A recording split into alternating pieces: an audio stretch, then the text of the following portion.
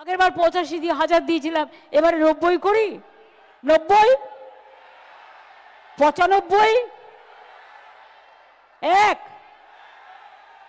ওকে 1,10,000। আপনাকে অনেক অনেক ধন্যবাদ। এতক্ষণ টিভিতে দেখছিলাম আপনি কিভাবে নিলাম করে ক্লাব কিনতে পারেন। হ্যাঁ, আমরা আইপিএল এর নিলাম দেখেছিলাম ক্লাব কেনার, এখানেও দেখলাম 85, আচ্ছা 90, তাতেও হবে না, 95, 1 লাখ। সবাই বললে হাততালি দিয়ে উঠলো, হ্যাঁ 1 লাখ, সবাই তো তাই জানতো।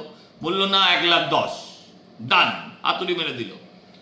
এই হাতুড়িটা আসলে যারা ডিএ চেয়েছিল, মুখ্যমন্ত্রী বলেছিলেন ডিএ দিতে গেলে সরকারের কোমর ভেঙে যাবে, তাদের মাথায়। এই হাতুড়িটা যারা চাকরি হারা হয়েছে অথচ যোগ্য ছিল, এই হাতুড়িটা তাদের মাথায়। মুখ্যমন্ত্রী, আপনি ক্লাব কিনতে পারেন কিন্তু আপনি মানুষের মন কিনতে পারবেন না। এই টাকা জনগণের, এই টাকা আপনার নয়। আপনি এইভাবে ধর্মীয় কারণে আবার বলবেন সেকুলার, আবার বলবেন ধর্মনিরপেক্ষতার কথা। আমি হিন্দুত্বে বিশ্বাসী একটি ছেলে এবং হিন্দুত্বে বিশ্বাসী একটি রাজনৈতিক সংগঠনের কর্মী হয়ে বলছি যে সরকারি টাকায় কোনো ধর্মীয় অনুদানের আমরা বিরুদ্ধে বিরুদ্ধে এবং বিরুদ্ধে। এই টাকা মুসলমানের, এই টাকা শিখ, ইসাই, খ্রিস্টান, সমস্ত আপনি যে সবগুলো বলেন তাদের সকলের টাকা, তাদের টাকা নিয়ে দুর্গাপুজোকে দেবেন, এই জিনিস আমরা চাই না। আপনি গতকাল একজন অনাবাসী বাঙালিকে, যেটা আপনি মিথ্যে টুইট করেছিলেন, সেই মিথ্যে টুইটের কে সত্যি প্রমাণ করার জন্য যখন দিল্লি পুলিশ আপনাকে বেনাকাব করে দিয়েছিল, আপনি তাদের নিয়ে এসছেন হাওড়া স্টেশন থেকে, আপনার ববি হাকিম সিকিউরিটি দিয়ে হুটার বাজিয়ে যাদের নিয়ে এসে প্রেস কনফারেন্স করেছিলেন। আপনি তো ওদেরও প্র্যাকটিক্যালি অন্ন কাটলেন না। ওরা তো দিল্লিতে বসে নিজের পেটের অন্নটা জোগাড় করছিল, আপনার ট্র্যাপে পড়ে সেটা গেল। আমি বলি কি, এই আমাদের টাকাটা আপনি ওনাকে দিয়ে দিন, ওদের ফ্যামিলিকে দিয়ে দিন, ওদের পরিবারটা বাঁচুক। আপনার এই যে 80 সিএসসি, এবার তোমরা 80% ডিসকাউন্ট। আমি বলে দিচ্ছি, আমি জ্যোতিষী নয়, কিন্তু আপনাকে যতটা চিনেছি তার থেকে বলতে পারি সামনেবার নিশ্চিত আপনি পুরো ইলেকট্রিসিটি ফ্রি করবেন। ইলেকট্রিসিটি ফ্রি হবে পুজো কমিটির। হ্যাঁ, তারা আপনাদের কোটি কোটি টাকা ইলেকটোরাল বন্ডে দেবে, আবার এই টাকাটা উসুল করবে কিন্তু আপনার, আমার, আমাদের সবার পকেট থেকে, এটাও আমরা জানি। তাই আপনার এই ভণ্ডামি, হ্যাঁ, আর একবার আমরা দেখব, এটাও জানি। হয়তো আর একবার দেখব, কিন্তু বারবার আর দেখাতে পারবেন না। আপনি ভালো থাকুন, আপনার পুজো ভালো কাটুক। জয় শ্রীরাম, জয় শ্রীরাম, জয় শ্রীরাম, জয় বাংলা, হিন্দুর বাচ্চা, জয় বাংলা, জয় বাংলা। কেষ্ট খিস্তি দিলে সেটা হচ্ছে কথামৃত, অমৃতবাণী। কেষ্ট যদি খিস্তি দেয় তখন সেটা হচ্ছে অমৃতবাণী। আপনি যদি এক লাইনও সরকারের বিরুদ্ধে, একটা লাইনও ফেসবুকে লেখেন, সেটা হচ্ছে দেশদ্রোহী এই রাজ্যে। ঠিক সেরকম ভাবে জয় বাংলা হচ্ছে চণ্ডী মন্ত্র, আচ্ছা, বা ওই আমাদের কি মন্ত্র হয় বলো, আমাদের আদ্যাস্তব, যা হয় আর কি। আর জয় শ্রীরাম হচ্ছে গালাগালি। এ রাজ্যে জয় শ্রীরাম মমতার চোখে গালাগালি। নিজেই গিয়ে আবার সে জয় শ্রীরাম বলেছে আমি হিন্দুর বাচ্চা বলে সে জয় শ্রীরাম। সময় উনি নিরুদ্দেশ ছিলেন, সেই সময়কার ফুটেজ দেখিয়েছে কি দেখায়নি? যে সময়টা ওনার স্বামীর কথা অনুযায়ী তুলে নিয়ে যাওয়া হয়েছিল, সেই সময়কার ফুটেজ আমরা দেখেছি কি দেখিনি? আমরা এক ব্যক্তির সঙ্গে তাকে কথা বলতে দেখি, তার মোবাইল থেকে স্বামীকে ডেকে পাঠাতে দেখি, স্বামী এসে আবার বগলে করে বাচ্চা তুলে নিয়ে যেতে দেখেছি কি দেখিনি? আমরা এটা জানতে চাই। মুশকিলটা কি হলো? মুশকিলটা হয়ে গেল যে রাজায় রাজায় যুদ্ধ হলো, এই 2-3টে উলুখাগড়ার প্রাণ গেল। এরা এখন পাবে 2,000, 5,000, 1 লাখ, 2 লাখ কিছু পাবে, কিন্তু এদের আর চাকরিও থাকবে না, এদের আর ভবিষ্যৎও কিছু থাকবে না, এদের আর ভবিষ্যৎও কিছু থাকবে না। এই সংসারটা আরেকটা বরবাদ হলো মুখ্যমন্ত্রীর পাল্লায় পড়ে। মুখ্যমন্ত্রী যে সতীলক্ষ্মী, উনি যে একটাও ফেক নিউজ ছড়াননি, এটা প্রমাণ করতে এটা প্রমাণ করতে এই দুটো মানুষকে বলির পাঁঠা করা, আচ্ছা বলির পাঁঠা বললে আবার ওরা রেগে যাবে, কুরবানির খাসি বানানো হলো, কুরবানির খাসি বানানো হলো, এছাড়া আর কিচ্ছু না। আমার এদের দেখে এখন কষ্ট হচ্ছে। বলেছিলেন করোনা এক্সপ্রেস, আমি নেব না ওদের।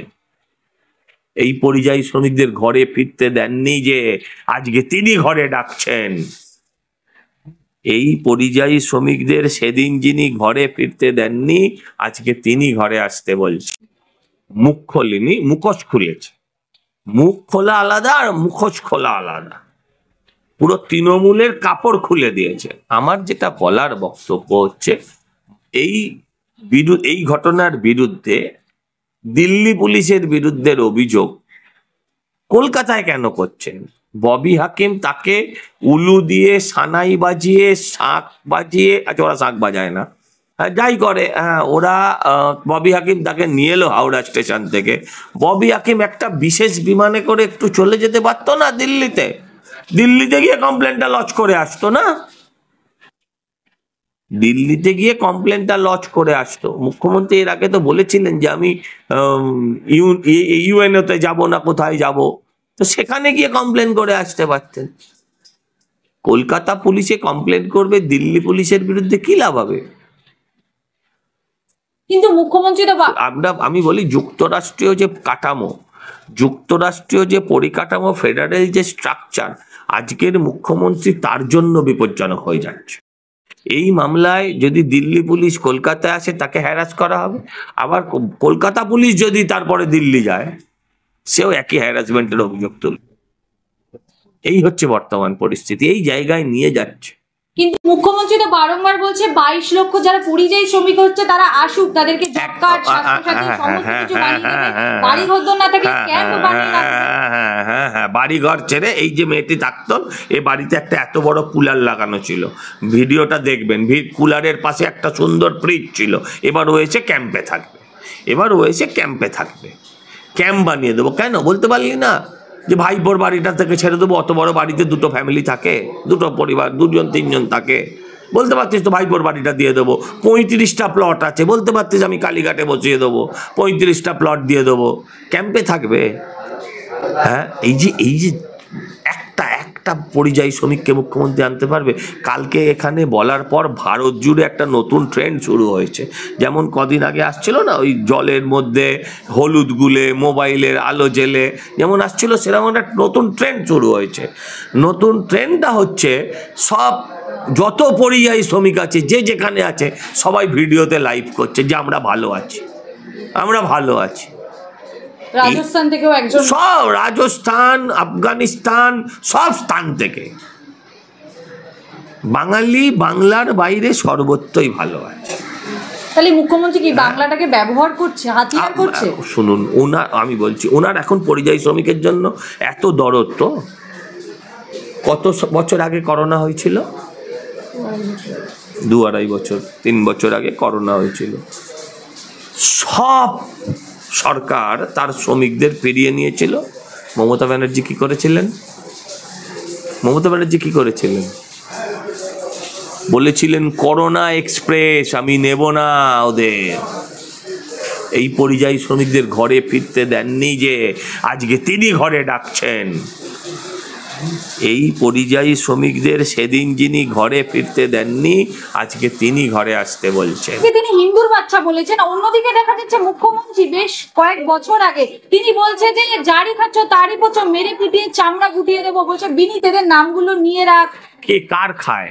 ও তো আমাদের খায়, আমাদের থেকে লুট করে খায়, আমাদের চুরি করে খায়। উনি যে গাড়িটা চড়েন ওটা আমার পয়সা, হ্যাঁ, ওনার গাড়ির তেল আমার পয়সায়, ওনার বাড়ির কারেন্ট আমার পয়সায়, ওনার যে বিলাস বৈভব আমার পয়সায়, হাওয়াই চটি ছাড়া ওনার কিচ্ছু নেই,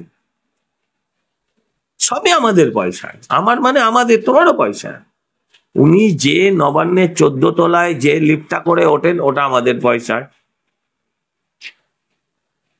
উনি যা করেন ওখানে বসে, যা করেন গাড়িতে চেপে, ওনার গাড়ির মাথায় যে লাল বাতি নীল বাতি যা জ্বলে ওটা আমাদের পয়সায় জ্বলে।